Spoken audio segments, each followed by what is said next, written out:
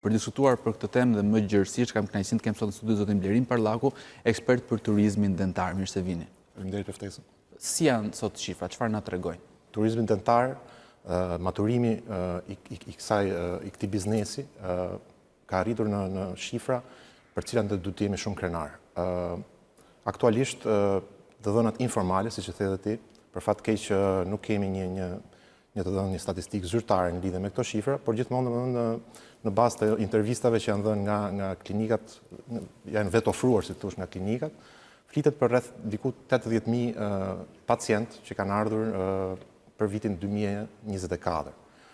Kjo shifër për 2025 në fund të këtij viti pritet domosdoshmë që të kapet diku vlerën 90.000 dhe do të dyfishohet sipas parashikimeve për periudhën deri në 2027. Domethënë për 2 vitet e ardhshme neve do kemi dyfishim të këtyre shifrave. Ka qenë një rritje e ngadalt e përhapur me kryesisht atë që konsiderohet word of mouth, pra dikush erdhi në Shqipëri, bëri një ndërhyrje, ja e sugjeroi miqve të vet dhe vinë, apo ka pse jo edhe marketing të mirëfillt që ekziston ky shërbim dhe është cilësor në vendin tonë? Unë personalisht kam rreth 2 vjet që jam pjesë e këtij biznesi dhe prurja kryesore e pacientëve është me anë të fushatave të marketingut. Domosdoshmërisht ka edhe atë pjesën tjetër, pjesën e pasaparolës, që quhet në italisht, word of mouth ose referimeve. Italian, çfarë grup moshash, a kemi ndërkohë dhe shtetsisë të tjera?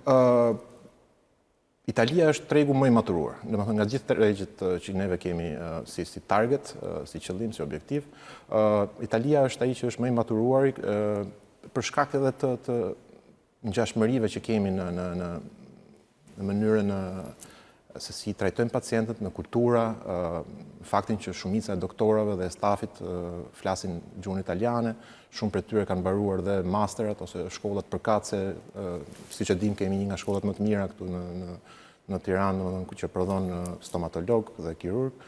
Kështu që kjo ka të bëjë domethënë me faktin që kemi më shumë italian, pastaj është edhe pjesa e afërsisë që kemi me Italinë.